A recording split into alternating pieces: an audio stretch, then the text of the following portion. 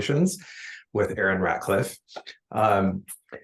Today we're really excited about our talk. The title is Engaging Community in Trust-Owned Solar Commons Through Public Art. The renewable energy component of this, I hope, is fairly obvious. It is the solar commons idea, which is which I'm sure will be explained very well in the presentation, but for those of you just joining us, this idea is, not everybody can put a solar PV array on their own home or own building, so sometimes those need to go someplace else. And what can we do with this sort of collectively owned model of energy generation? What kind of possibilities does that unleash? And the people presenting today, I think, are Ellen McMahon, who's the Associate Dean for Research from the College of Fine Arts here at the University of Arizona, and her collaborator, who's joining us on Zoom, Catherine Milan from the University of Minnesota, Duluth. So we're really pleased to have you today. I'll let you take it from here. Thanks so much.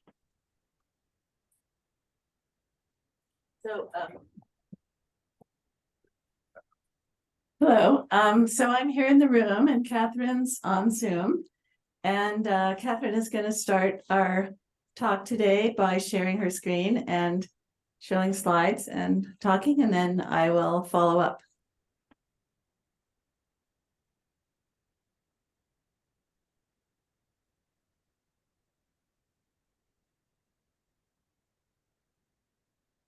Hi, everybody. Can everybody see my screen okay? Yes, but you're not in presenter mode yet. Is that all right?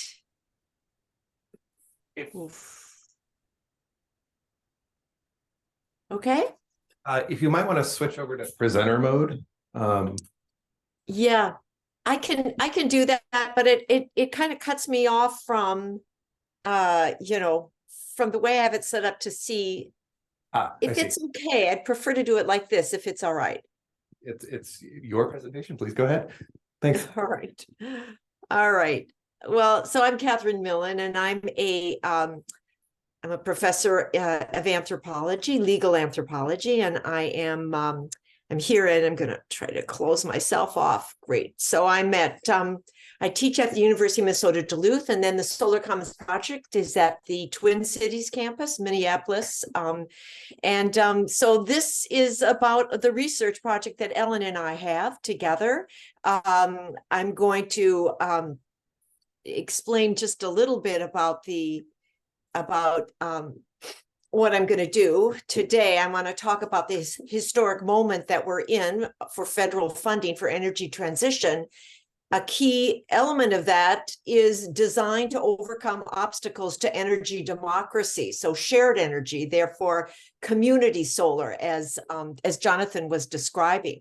So the Solar Commons Project is a shared equity ownership model. It's a new legal model for community solar that benefits underserved communities. So I'm going to be explaining what that model is, how it's different than other community solar models. Then I'll talk about the prototypes that Solar Commons has. And what we're doing with our prototypes is building this toolkit of formal and informal legal tools. On the informal side is our collaboration with art and artists.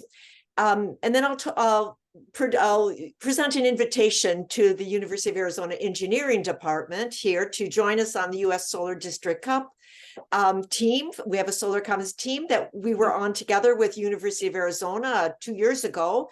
And also I'd like to invite U of A to be part of the Solar Commons for Solar for All project. So I'm going to go right away to the beginning, which is our historic moment. So as most of you know, I imagine I'm speaking to a lot of engineers in there, and that at this moment we have a very historic investment in infrastructure and jobs that go with it in the United States. States, businesses, homeowners, and researchers are all applying for energy transition infrastructure funding through this this new federal legislation. And also, businesses and others are going to be applying for the energy justice credits and all the other things that are built in to reduce costs if you are moving towards an energy democracy agenda. So truly, all of this federal funding is tied to an energy democracy agenda. What I'll talk about here is the community benefit plan that all of this funding requires now.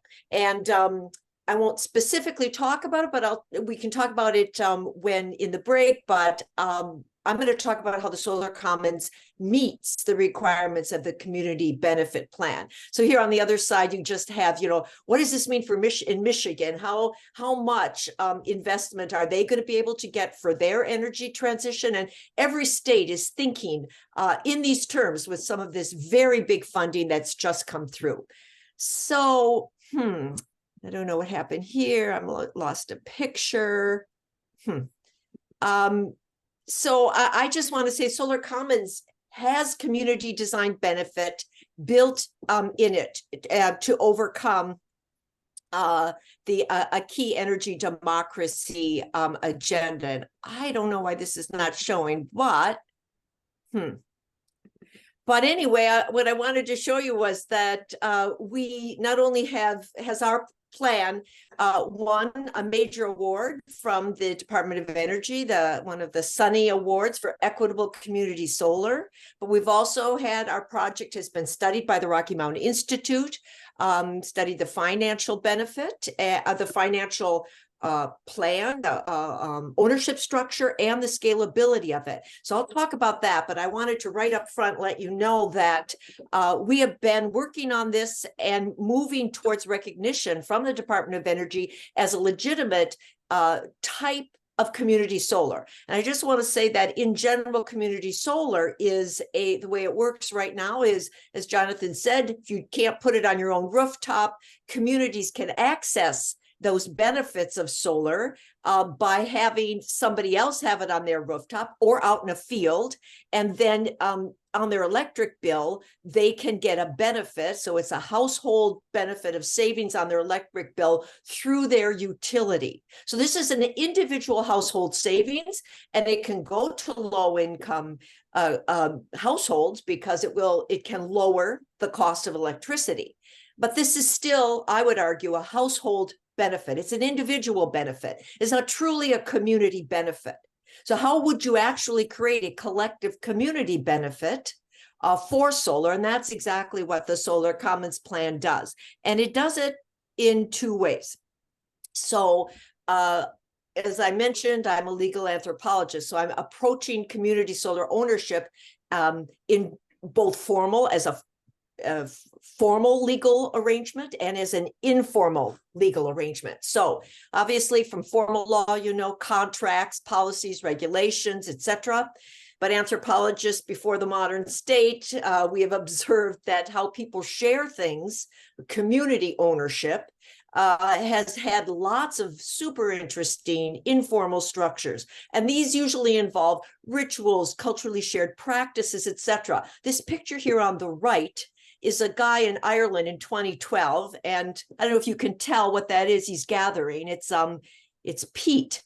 And he is an energy resource there in Ireland that has been passed down an ownership right to gather peat as much as he needs for his household. So it's a kind of generally agreed upon amount. And this has been for over 1,000 years in this region in Ireland and elsewhere in England, Scotland, the site of our own common law traditions.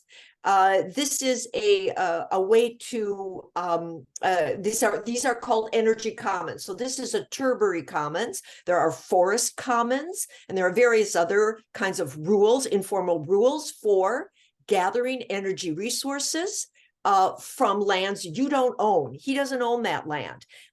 It could be privately owned or publicly owned, but he has a right to go there and gather his share and his household share of energy. So it's a community right passed down from his ancestors to the next generation. And this is done again through, as I say, culturally shared practices. So what the Solar Commons, in a sense, was doing was trying to use formal and informal law in our common law traditions to shape a solar technology into a tool for sharing equity in the sun's commonwealth.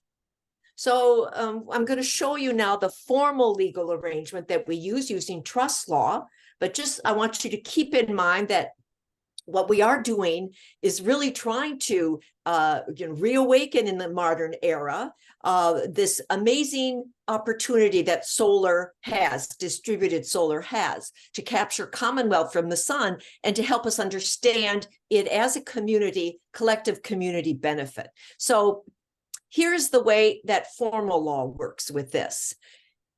This can be done with a donation or a loan. I'll tell you about both ways that we've designed to do this. But this is the formal law is a Solar Commons Community Trust Agreement. So this is an agreement much like those of you might know of a power purchase agreement. So the solar technology lasts for 20, 25 years. Usually a power purchase agreement will be an agreement among parties to purchase that power from the time that the technology gives, which is 20 to 25 years of the warranty for the solar panels. So we're doing the same thing. A Solar Commons trust agreement is not a contract. It uses trust law, but it's doing the same thing for a long-term community benefit. So here's how it works. If you use a donation model, as we are, then if you can see my cursor here, a host will put the solar system on its building, on its rooftop, or it can be aside from its building and behind the meter. Again, this can be done in front of the meter, and we can talk about that later. But behind the meter, that host is going to see net energy metering benefits on its electric bill. And so it's going to, the solar will, of course, reduce the energy usage, and that will create these net metered energy credits. From that, those savings on the solar bill, the host will deduct the operations and maintenance, insurance costs, everything that we have calculated that stays with the host, and all the other savings then will go to a trust, to a community trust. And the trust then will pass on those savings to the community beneficiary. So this is going to be a group that is doing community wealth building work in an underserved community.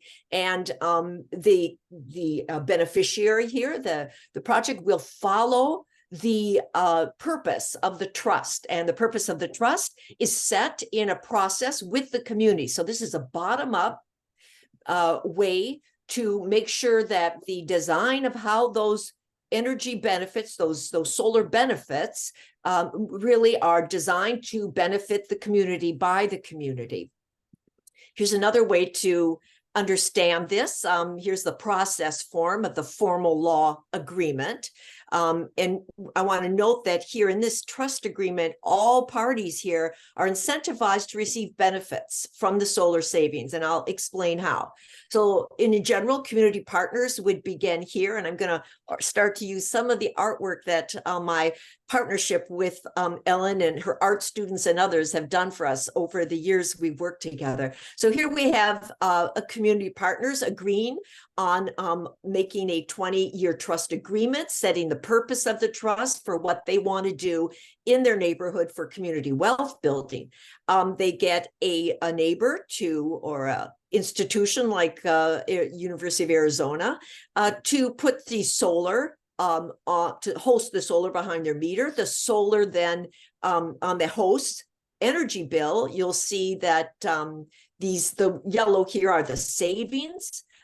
If this is going to be paid back, the light blue shows it being paid back, and then here's the new electricity bill. So what we are measuring for Solar Commons are the solar savings in yellow, and the host has agreed in the trust agreement to calculate those solar savings at a fixed rate over 20 years. And because of that fixed rate, you see the red line here. So solar savings that are going to be going to the trust at the fixed rate will also then, because the price of electricity will go up, It's gone up, I think, 6% last year in Arizona, 12% in California. But in general, in power purchase agreements, we have we note that the accelerator for over the 20-year agreement is about 3%. So anyways, we fixed this at a fixed rate, no accelerator. That means that our host is going to get benefits over the 20 years as well. So when this goes to the trust, we calculate the solar savings. All this is done in a digital dashboard that we have created that's shared by all the parties to the trust, and they use it to calculate the savings and to have accountability.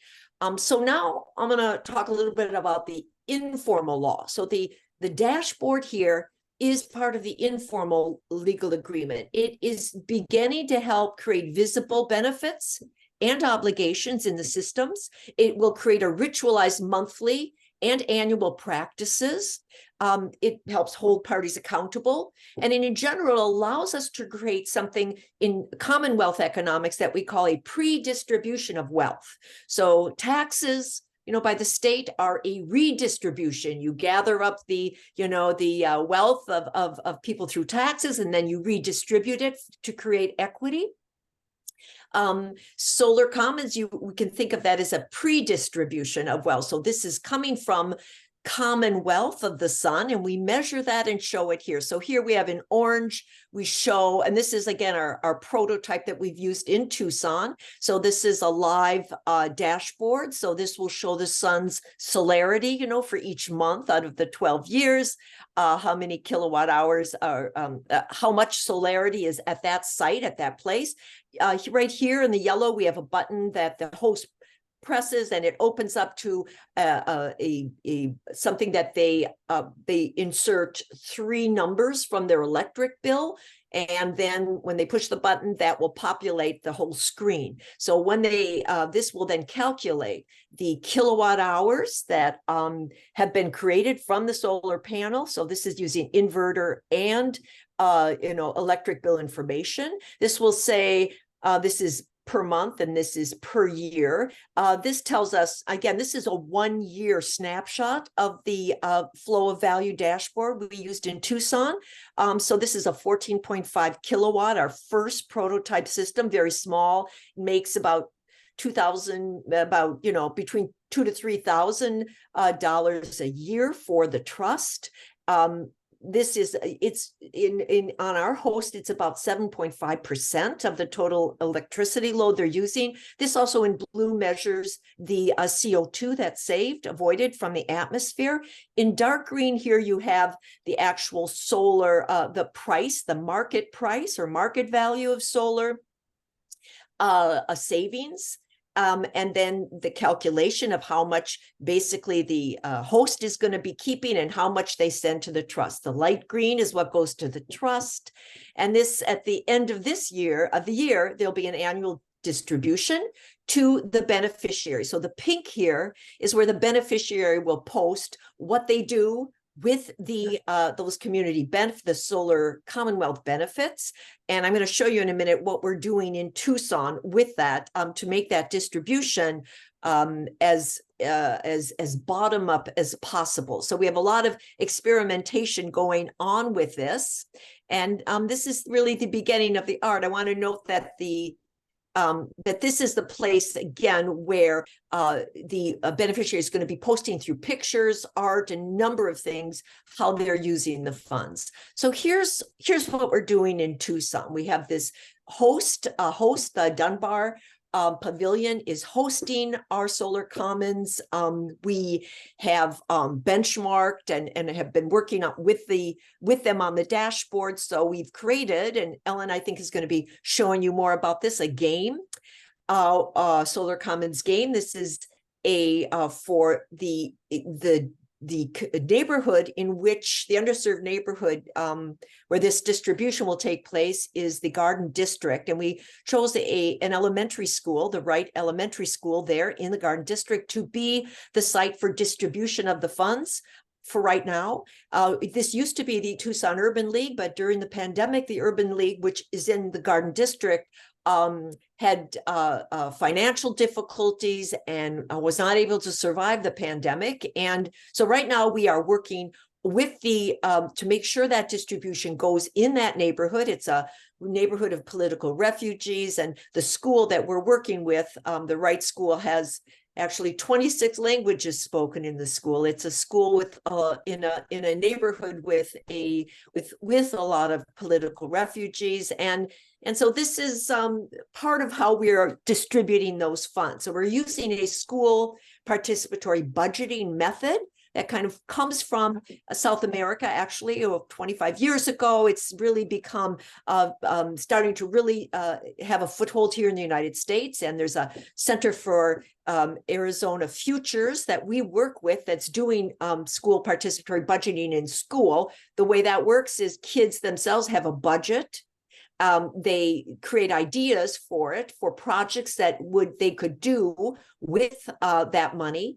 They actually create the budget for it. Then they put it up in the school. Here's a couple of ideas and the budget for them. The whole school votes and they decide how they're going to spend the money. And then they give the money to whoever's going to build that community garden or whatever it is they've decided on. And in our case, the kids will then go visit the site, take pictures, and put that on the dashboard.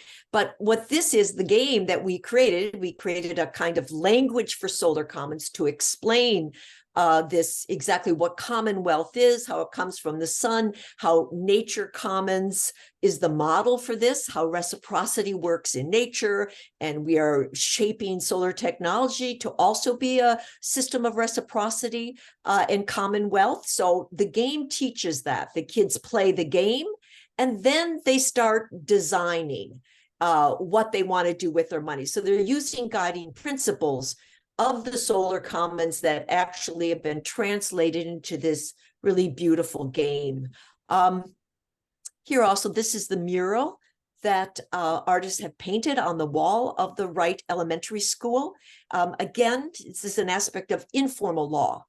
This is, we call this the deed to equitable title of the Sun's Commonwealth. In trust law, the beneficiary of a trust has a legal, actionable title, like a deed, to the trust benefits. So we're talking about community benefits here of solar. So this is a legal way to make sure that this community has those benefits. How would they know it? How would they know they had those benefits? This is only something that can really be made visible through art.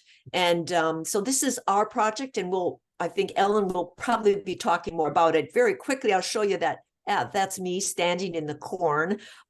Just want to give you a good sense of the scale of this amazing mural in the Garden District. Here you see the energy transition happening by the representation of solar panels in this very colorful way. There's the the fossil fuel energy fading into the past, as we hope. We have a sense of human shaping of technology from the past of pottery, basketry, and other forms of gathering, that we are saying solar energy and solar technology is such a form of gathering of Commonwealth for principles of sharing. So this is a number of things here that are in the game, that we used the language from the game here in the mural. We imagine now that all Solar Commons everywhere in the country where they are will have their own art that will be done in the community beneficiaries site, and will be the deed of equitable title for that community, and will look like that community, just as this mural represents the mountains of Tucson, which are just right over the horizon of the school.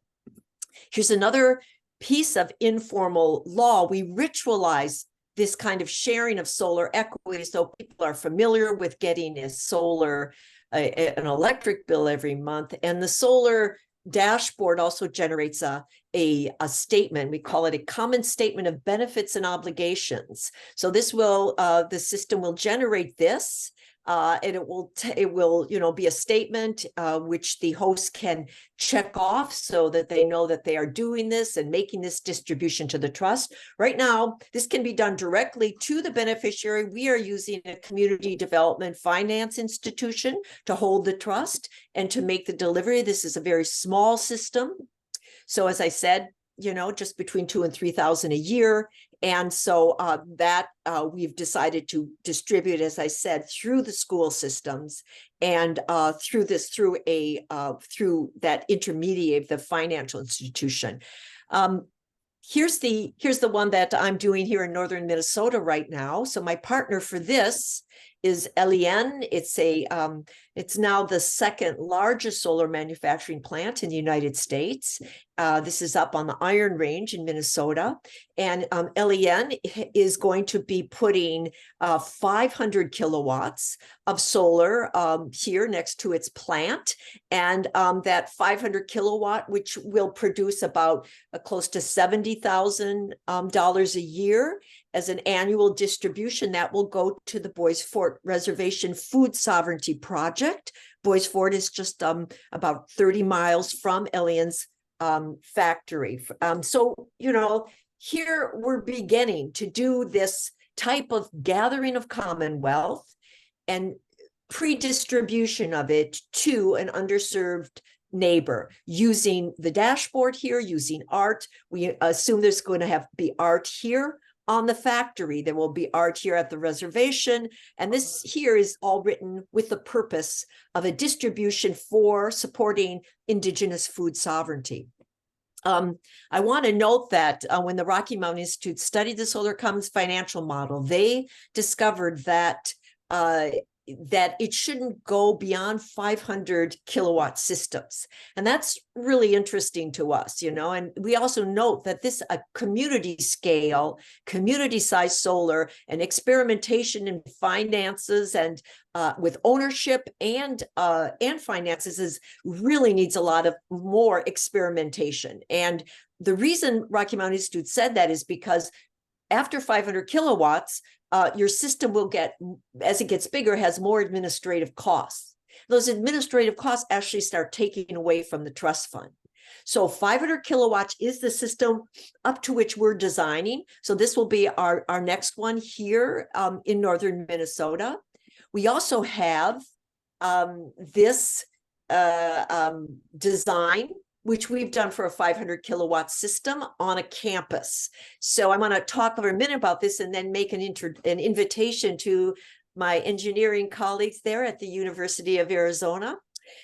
So this is a project that we started about 3 years ago. And this was this is, maybe some of you have done the U.S. Department of Energy Solar District Cup Collegiate Design Competition. So back in 21-22, Ellen's art students, so the University of Arizona School of Art was a partner, University of Minnesota, the engineering school on the Twin Cities campus, and the anthropology school here. We mentored a team for the Solar District Cup. This was we were designing in the cup for the same site that everybody was designing for. This was in Philadelphia. And so we designed, we had a Solar Commons team, and our team designed for that site. So this is the artwork that came with that we designed. So this is the mock-up of what at the elementary school in Philadelphia, that would be the recipient of a solar array that would deliver to the community trust, and it would have the distribution of participatory budgeting, et cetera, in the school. So that was our first one. The following year, so just this last year, we didn't work with University of Arizona because we decided to enter the Bring Your Own District competition. So this time we designed for the University of Minnesota. And I'm hoping maybe next year or later in the spring, we could do this for the University of Arizona. So what we did at the University of Minnesota, and I have to say we won first place nationally for this. We again made a Solar Commons team. We designed a 3.2 2 megawatt system for a solar rooftop array for the campus. The engineering students did an incredible job on this, as you can tell from us winning first place. But the idea here was that there was, we have a new law in Minnesota that by 2030, 3% of all of the energy load on all government buildings has to be satisfied through behind the meter solar. So meeting that for the University of Minnesota is going to mean, several megawatts on their campus systems. So we designed that for the Twin Cities campus with a 500 kilowatt carve out for Solar Commons. So we did the research to have a donation for the 500 kilowatts of about $800,000. The rest of the megawatts would be paid for by the system itself over about 9 years. And the donation for the Solar Commons 500 kilowatts would produce about $70,000 a year. And that also would go to a local tribe for their food sovereignty work. They would use the dashboard that we had created the dashboard would be a very public facing dashboard. It would be in the library or the commons of the university campus. We would have artwork that went with it. And again, for this, we were able to win first place. So I hope we could talk about that later, but I'm just going to conclude here because I know that Ellen is going to be showing you more about the game. And I'm hoping you have lots of questions that I'll be able to answer here. But I just want to note that our arts collaboration really, which is on the informal side of the legal arrangement that we have here with trust law, in order to have the kind of system that we are going for, which is similar to the Tilbury Commons, that ancient and persistent, enduring form of commons energy sharing for solar, which has the full potential for this.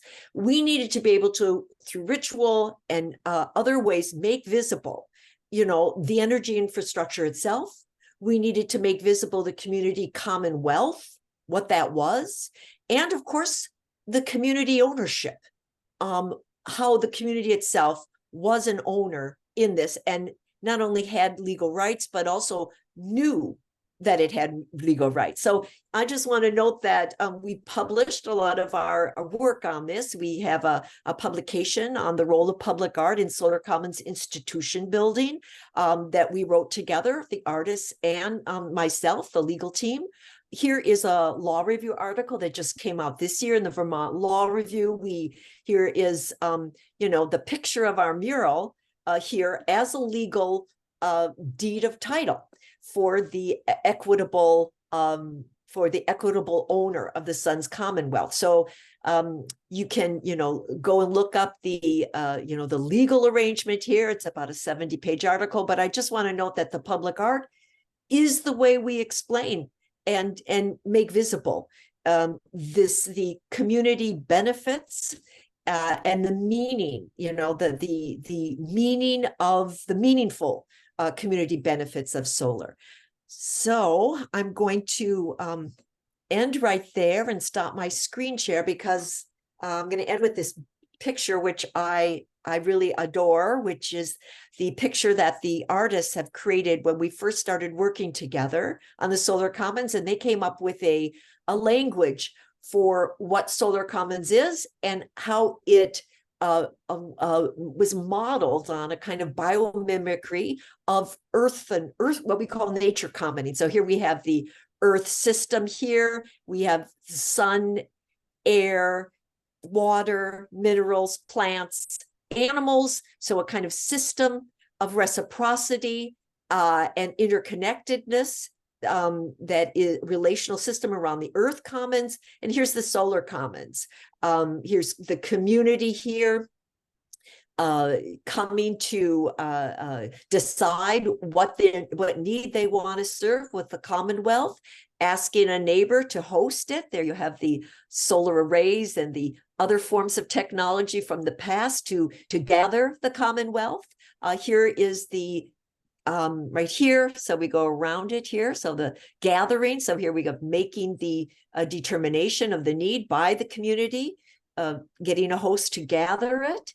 Here's the electricity, clean electricity generated. Here is the trust that it will go to, and then the trust delivering it back to the community here for use, and all of this interconnected through the sun. So here we have a solar commons, again, connected to a nature commons. And this is the language that I've been using to explain the solar commons model from the ground up. So I'm going to stop share here. And, you know, I guess Ellen may want to go to the game, or you may want to ask me questions, whatever you would like. So Catherine, do you have the video handy that you could just play the video? Because Sure. because it shows the mural sort of becoming the language. Yeah. I'll just- Okay. Right. the, Let me do that right now. Yeah, it's just a short Just video and we can open it to questions. Yeah. And while you're getting ready, I just wanted to say, I think it's interesting to have the legal anthropologist talk about the art more than the artist talking about the art, because it's clearer to see how it works, how it feeds back to the anthropology research. And so I was teaching a course in art and environment, and Carlito Espinoza and Dorsey Kaufman were both in that class. And Carlito painted the mural, and he also has a mural on Speedway on the School of Art. You might be familiar with his work. He's actually internationally known muralist who is living back in Tucson now. And then Dorsey created the video and the game. And, you know, they were just a really big part of thinking about this. And the paper that we wrote together, Catherine made it like, when Catherine said, do you want to write a paper together? I said, I don't have time. And she said, okay, let's do an interview. And she interviewed the three of us and made a really nice, you know, tied it together really well. So it talks about the process.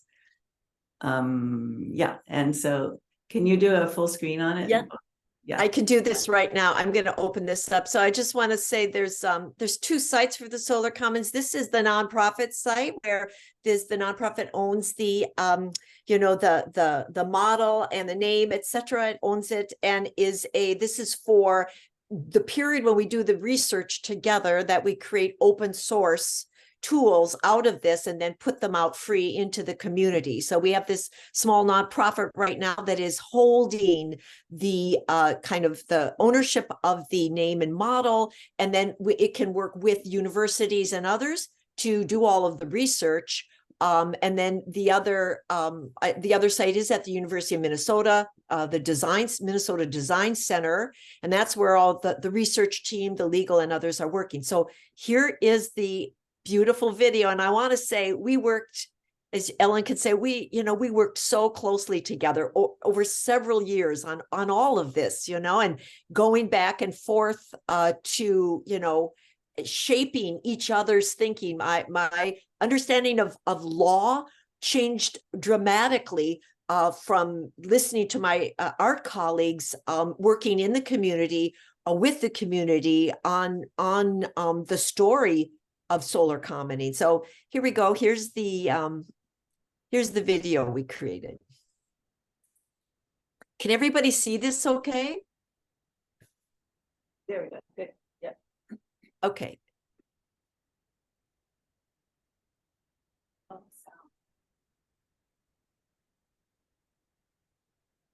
Sunlight is a source of abundant common wealth.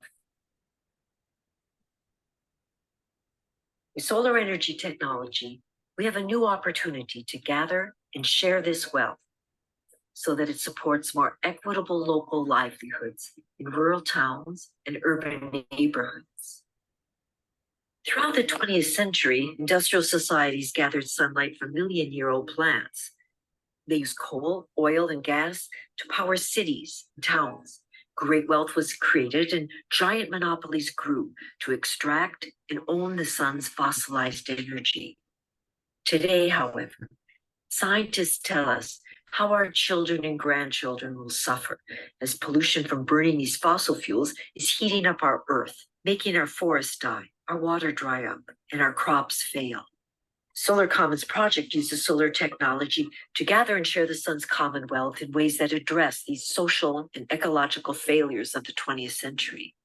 Solar Commons uses a new solar ownership model based on close observation of the Earth's first gatherers and sharers of the sun's energy, plants. Plants transform sunlight, store its energy in their leaves, and initiate a great giving and taking among water, air, and animals. The sun, plants, water, air, minerals, and animals all coexist in a dynamic balancing activity, mutual aid and reciprocity. Our indigenous ancestors lived and passed on teachings based on these observations. Don't take more than you need. Show your gratitude by giving back. Listen to what the trees and water and animals tell you about how to live together. Solar Commons community ownership can follow these regenerative gift economy principles by getting around the monopoly ownership of our current electricity grid. Solar Commons strategy comes from laws written in feudal England. During those times when only aristocrats could own land, clever peasants petitioned the courts to correct wealth inequities by creating an equitable ownership title. This allowed peasants to own not the land itself, but the land's life-sustaining benefits. Thus, the Commonwealth gifts of wood and wildlife from the forest, fish from the rivers, and the crops of common fields could be claimed by peasants and their descendants. The king was legally obligated to hold a portion of his lands in trust as commons to provide equitable benefit to those who work the land. Imagine if our electric grid today included these principles of commoning. People could claim and share the sun's commonwealth in their communities. This is possible through the Solar Commons Community Trust Ownership model. In this model, neighbors begin by coming to an agreement on what work is needed to build healthy livelihoods. To fund their work, they partner with local building owner who can gather the sun's commonwealth through solar energy panels that generate free, clean electricity for the building. The building owner accepts an obligation to pass on a portion of those solar savings to a community trust fund. The trust functions like a little solar-funded community bank. It follows the rules that neighbors create to support the community development work they do together over the 25-year lifespan of the solar panels. The Solar Commons model follows nature commoning principles. As a result, nature's gifts benefit whole communities, and our transition to clean energy funds healthy local community economies. The Solar Commons project is run by a group of public scholars and community activists. We are developing the Solar Commons Community Trust Ownership model to co-create infrastructures for commoning that will grow healthy, equitable economies throughout the U.S.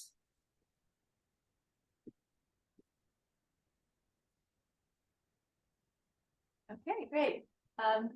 So it was a little ragged in the way it was running, but it's a little prettier when you watch it on your own computer. Okay, so I think it would be great to just know what people want to know in the room, because we could talk about this for hours, but just want to know what your interests are and what your questions are for me or for Catherine, rather than presenting more detail about the development of the art and stuff. Just she's got an exciting sort of proposal to work together. And yeah, I think that the room is actually pretty well mic'd, Yeah. so it can just speak. Yeah, If Aaron, you just speak in your if regular I just voice. speak in my normal voice, we're probably fine, they can hear me downstairs. So I have a two-part question. My first portion of my question is, what roadblocks did you experience in the establishment of the Solar Commons? And then the other half of the question, I appreciated the note of this model is sustainable up to, I think you said 500 kilowatt hours, and then the other half of my question is, how are you going to overcome the next set of barriers to get to megawatt? Okay. Can everybody hear me okay? Yes. Okay, great. Thank you so much. Excellent questions. Oh my gosh, been working on this for a long time. So the first obstacle, and at first let me correct that, not a our top model is a 500 kilowatt system, not kilowatt hours. So a 500 kilowatt system that will run for, 30 years. Our agreement is for 20 years, and the last, 5 years of the warranty, the host just keeps those savings because for decommissioning the system and everything else. So we've pretty much calculated all the costs, and we make sure that the host is incentivized, et cetera. So that's, that's how we take care of some of those problems within it for cost.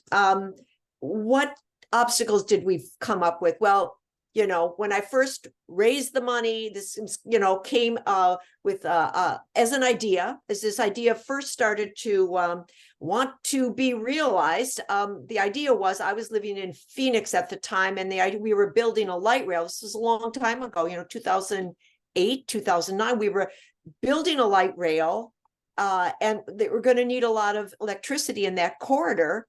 And the idea was, well, why couldn't you have solar in the right of way on that corridor and have it owned as a community trust that could then keep a lot of those benefits in that corridor? So not gentrify the corridor, et cetera. So small businesses and others, again, starting to think about Commonwealth economics, et cetera. So that's where we started to design. We were chosen, a green build was in Phoenix that year, 2009, and we were chosen to be the Green Build Legacy project for that year. And so we raised the money and we started doing it. And then the first thing was all the obstacles. First one probably was, there were many hidden ones we encountered, but the first one was, we're going to charge you $2 million to have a 10 kilowatt solar system in the right of way near the light rail. $2 million for insurance. So, that took out the right of way idea. I still am going to be working in future with counties and various others. Solar commons should be in right of way. It's a perfect. And I think that I'm just starting to work with somebody with the Bureau of Land Management, opening up some of that land for solar to see if we can have solar commons there. So that was a long time ago. And, anti-solar people were very effective at stopping our beautiful little solar commons, which was bringing a lot of publicity. And so we ended up in Tucson. If we tried a lot of stuff, and our utility and a number of others created a number of obstacles. So that's my obstacle story, the beginning of my obstacle story. And I also answered the question of the roadblocks, but I will also say that right now we're trying to the research for solar commons with a lot of other groups right now is to get around certain obstacles that we are uncovering in our prototyping, right? So we'd like to see if a solar commons trust agreement could function like a power purchase agreement. Could you take it to the bank? Could you take it to the bank and use it as security for a loan? So right now we're working with Nevada, state of Nevada, and their Solar for All application. They're going to have a solar common. So it's their new legislation for a green bank in Nevada. Now, Nevada doesn't have a community solar ownership structure, which has to come through legislation. We have that in Minnesota. You don't have that, I don't think, in Arizona either. But anyways, they're going to test that for us to see if that can happen. So that would be one obstacle we could overcome, which would be for to get loans for solar commons trusts. The other one is we're working with the University of Vermont to in their energy shed planning to see if you were doing local energy, what would it look like? What would a solar commons look like as part of a comprehensive energy shed planning? We're really wanting to see what this ownership structure can look like next to other ownership structures, how it works with the public, how it works with the market. We're building a commons or a commons economic sector here. And we really want to see, through banking and through public areas, how it's going to interact with those other economic sectors. So I hope that answers your question. Other questions in the room? I have a couple of questions that I'm dying to ask, but I think we have about 10 minutes left of the presentation, and I wanted to make sure that Ellen, I mean, I don't really need to show all the art process. I think this is really where we need to be going in our discussion. So please, yes. Oh, great. So I have a couple of questions that are both financial and technological in nature. I also just wanted to sort of give you a more than a pat on the back, but a standing ovation for the work in the Solar Cup project. That those DOE competitions are very rigorous, and that's a huge accomplishment for you and for your student as well. So congratulations there. Thanks so much. Sure. I'm curious about one of the things I've noticed in talking with people is that there's very different visions for what our energy future looks like, depending on whether you see a future that's filled with renewable electric energy, or maybe hydrogen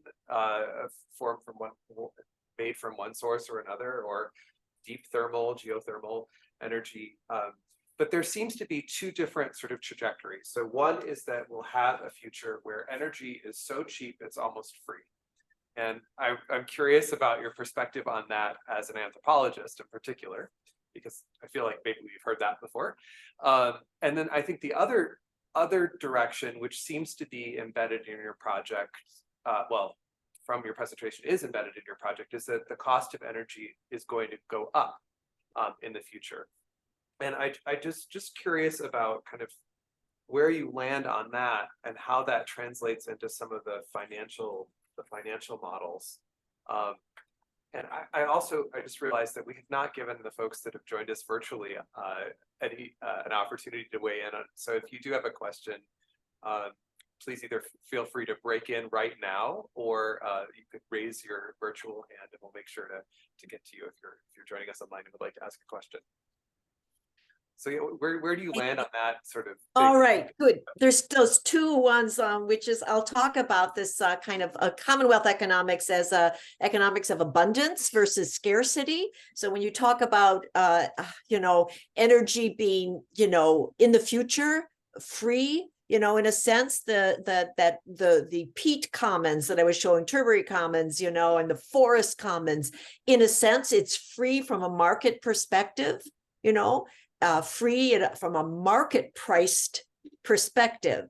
But it is, from what we're trying to do with Solar Commons, of course, it is always embedded in a kind of if you can better embed that in biomimicry, notions of value, then you're thinking about nature as a very abundant system, resilient system.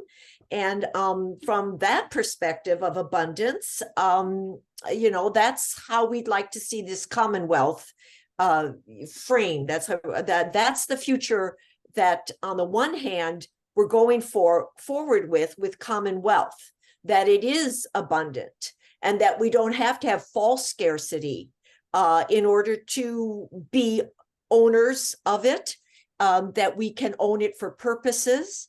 We can have communities define the purposes, again, with the Solar Commons Trust. Again, this is the Solar Commons project is within, a very dynamic economic vision that includes markets, states, and households, and then a common sector. So this is the kind of Kate Rayworth idea of donut economics, that we will have a common sector. And what does that mean? We don't have a CO2, we don't have a price for CO2, we don't have prices for things in the global commons for air and things like that. But we are starting to, frame value and wealth of the common sector, and it won't be just zero as it is right now in the marketplace. So we want to be part of helping frame a commonwealth sector.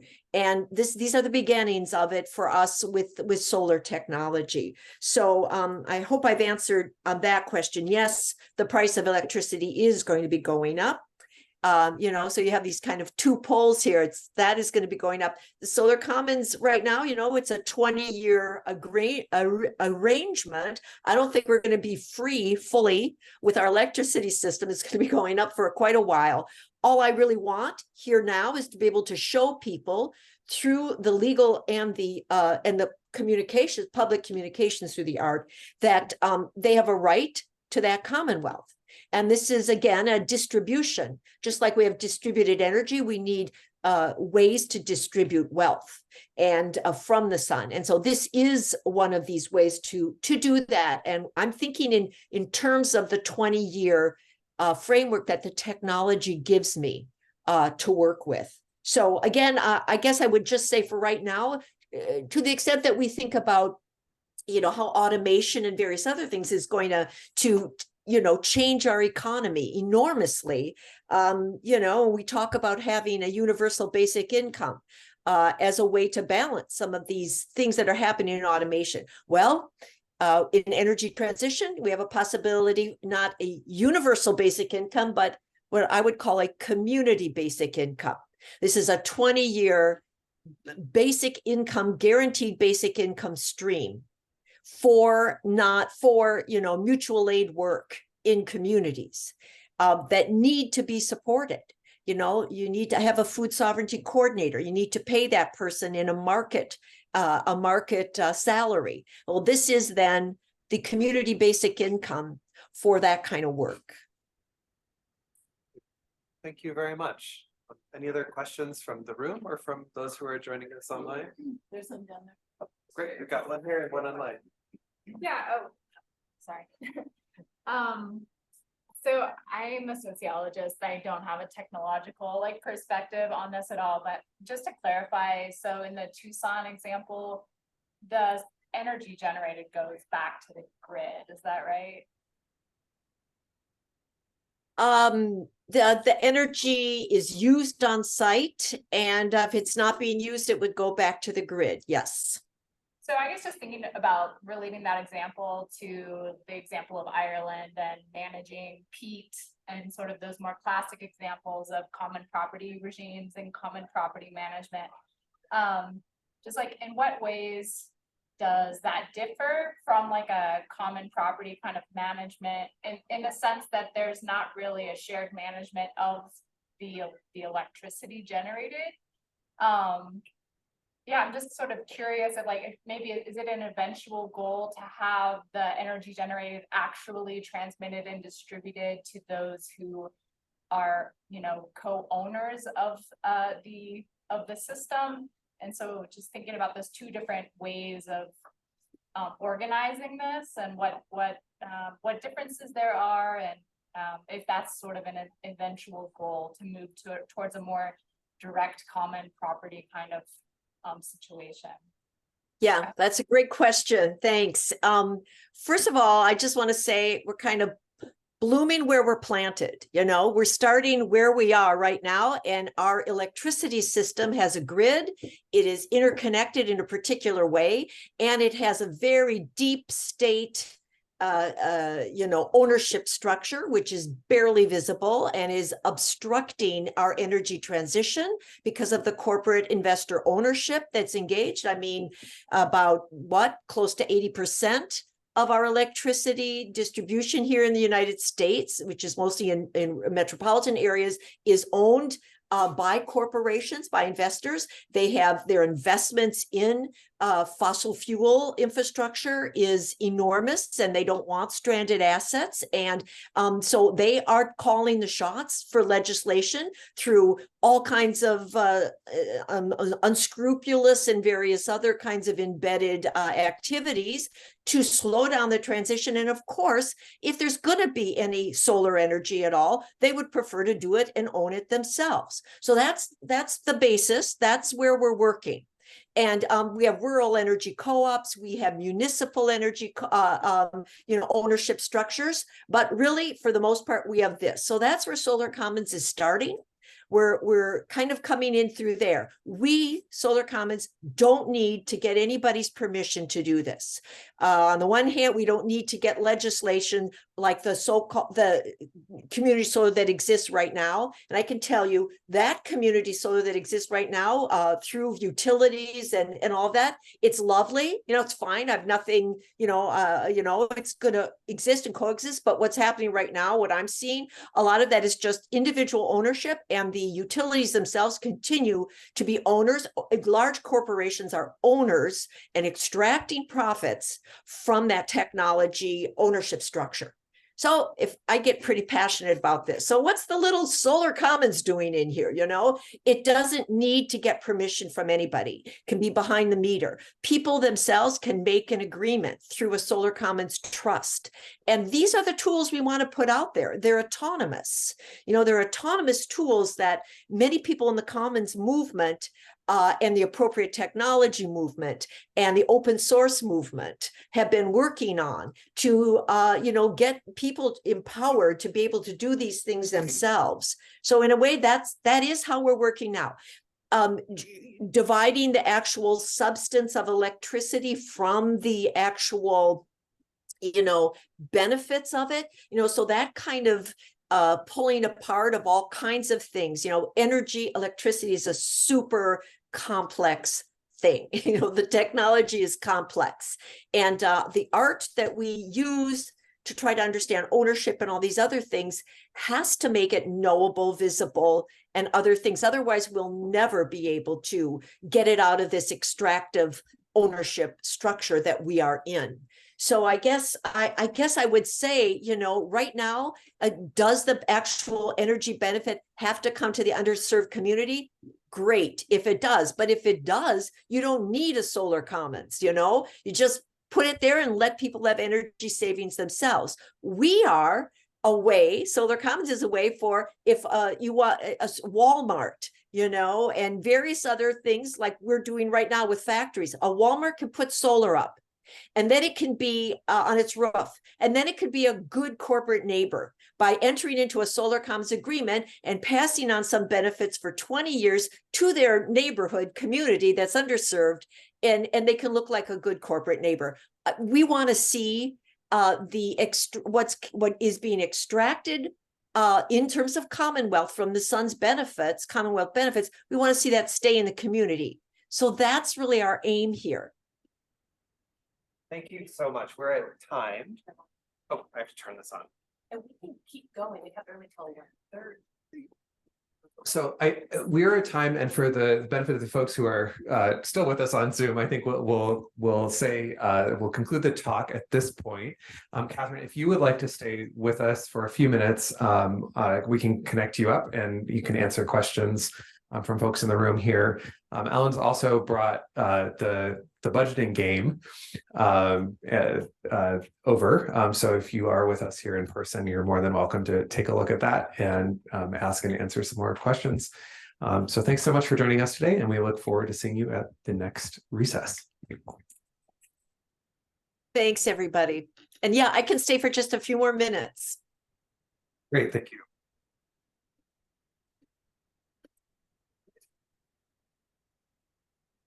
So, yeah, I have a question about, the life cycle of these installations. The plan is to decommission after 30 years, I guess.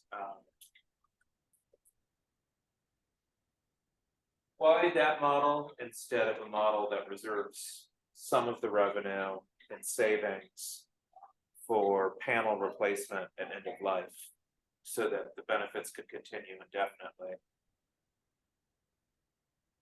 Yeah, absolutely. I think, again, I would say all these ideas of how we are going to be able to improve it are what's going to come out of our research and our prototyping. So what you suggested is obviously maybe within 10 years, as we get that dashboard, open source, working all the bugs out and everything, and the trust agreement doing what it needs to do, we need to work on that. We need to be working on all of those things. But I can tell you that in Minnesota right now, the Solar Commons, we have another project that we're doing with the tribe, and Okay, I'll be right there. So that one is going to have wood racking.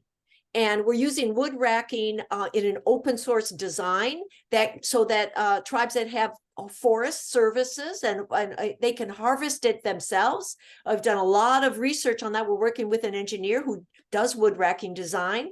And those will be, you know, those will be good. And we can build a workforce and a kind of do-it-yourself entrepreneurship piece around that. So full life cycle, you know, obviously that will have a much better life cycle to use wood racking. And for that one, we're doing agrivoltaic solar commons panel. So we are, you know, we're doing these things and fully aware of the life cycle needs. And that's going to be the new collaborations that we start to have like this that are going to be building all these things into it.